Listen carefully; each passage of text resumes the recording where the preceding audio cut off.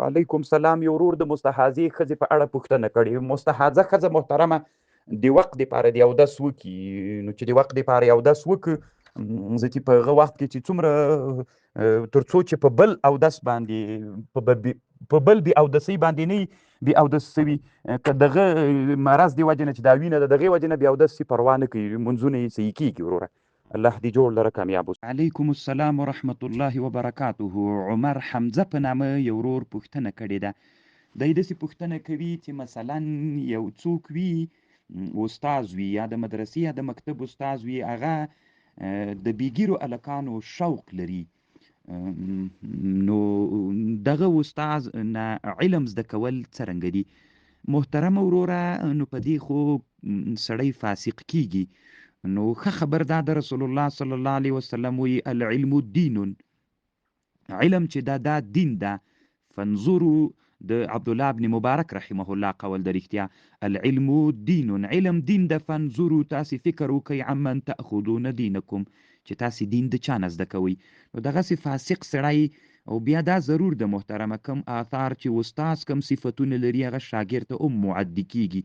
نو کوشش دې په دې وسي محترمه چې دغسې استاذ نه دی علم نه زده کیږي. الله دې ښه لره وروره کامیاب اوسي.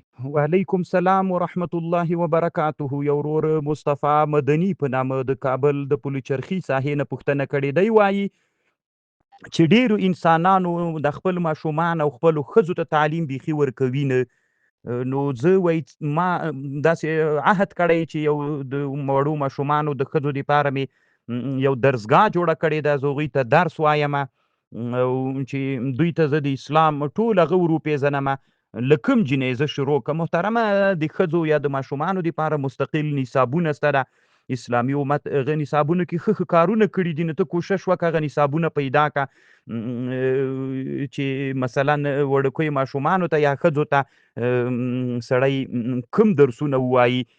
نو محترمه مثلا بهشت زیور یو کتاب ده چې ډېر ښه بحث پکې ده، د اشرف علي تهانوي صاحب ده، د تاریخ په اړه باندې همداسې. نو د ښځو د ماشومانو دپاره محترمه خپل نصابونه شته، دغه نصابونو یو نصاب پیدا کړه. الله دې خدمت قبول کړه، الله دې نورم ترقي در. علیکم سلام. یو ورور پوښتنه کوي چې د موږ په وطن کې واړه نجلۍ او وړکی ماشوم ته یو تر بله سره ورکوي، دا به شرعاً مشکل نه لري محترمه. د احادیثو په کتابونو کې دغه دپاره باب هم کېښودل سوی ده، انشاءالله په مصنف د عبدالرزاق کې جایز ده چې وړکی جلۍ وړکي ماشوم ته ورکړي، لکه موږ افغانانو کې عادت ده. خو دا محترمه بیا ډېرې بدې پایلې لري که ته داسې وکړې. موږ ځکه دا ډېره تجربه ده چې خلک موږ سره بیا ډېر دغسې مسایلو کې تماس نیسي، نو بیا چې غټ سي سختې بدې پایلې لري محترمه.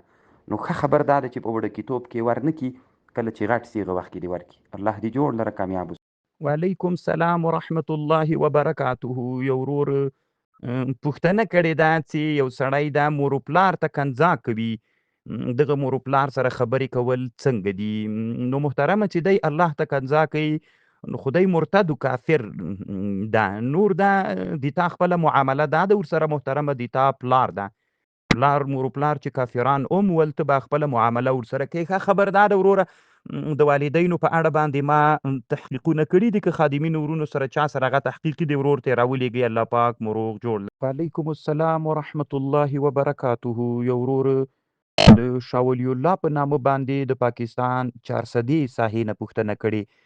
دی وایي یو سړی عمرې ته بار بار ځي، او مثلا هلته د ده په وطن کې محتاج خلک وي، نو دی چې دغه پیسې په محتاجو خلکو باندې مصرف کی ښه ده، او که دی عمرې ته لاړ شي ښه ده.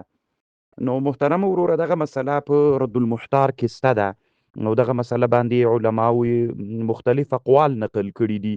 نو که چیرته داسې و چې په هغه ټولنه کې محتاج خلک ډېر ول، یعنی فقیر سړی و ډېر محتاج و مضطر و، یعنی ډېر محتاج و، او یا داسې و چې هلته د اهل صلاح خلک ول، یا د نبی صلی الله علیه وسلم د خاندان خلک ول، هغه ډېر محتاج ول، نو بیا دغه پیسې چې دی په حج و په عمره باندې لګوي، بیا افضل دا ده چې دی دغه محاویجو او د محتاجو خلکو ته دی دا پیسې ورکړي.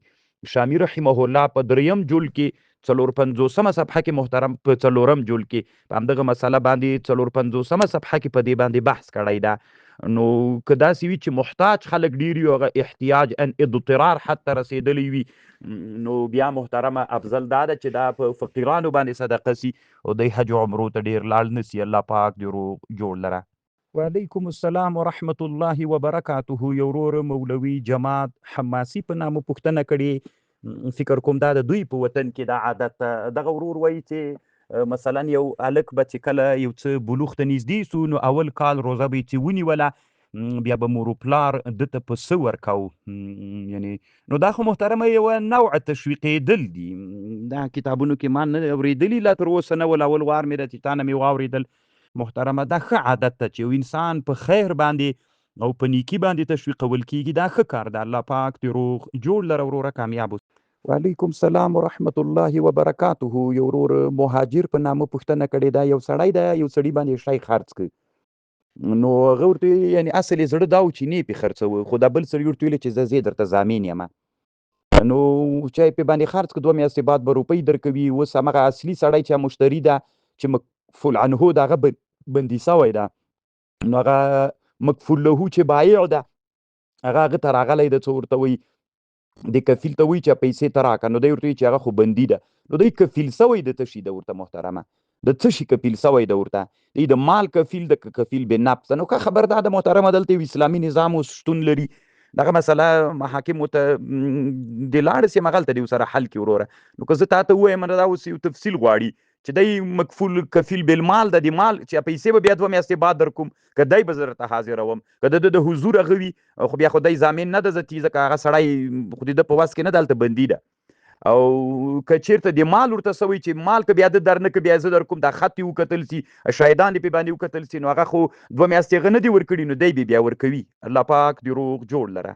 وعلیکم سلام. یو ورور پوښتنه کوي چې زه کله جماعت او تبلیغ کې بوخت یم یعنې چې واز کوم یا جمع کوم داسې وغه کېږم لړزېږم ورخطا کېږم دا خپله ورکېږي محترمه دا شجاعت چې دا اکتسابي صفت ده علامه ابن النحاس الدمیاتی په مشارع الاشواق کتاب کې لیکي شجاعت اکتسابي صفت ده دا به ته کسب کوي همداسې بس هر وخت تقریرونه کوه هر وخت جمع ورکوه خپله ښه کېږي او چې تر تښتې نور هم بزړه کېږي وروره الله پاک دې روغ جوړ لره کامیاب اوسېږي د دې دپاره یو څه لوبې هم سته د محترمه چې هغه لوبې سړی وکړي همغه لوبو د وجې نه سړي دغه سهم یا ترسا دا له سړي نه ختمیږي الله پاک دې روغ جوړ لره په صوتي بڼه باندې دغه لوبو باندې ما بحث کړی ده وروره هغه لوبې چې سړي نه دا سهم له منځه وړي. علیکم السلام ورحمت الله وبرکاته. یو ورور پوښتنه داسې کړې ده چې په یوه شپه کې ختم کول څنګه ده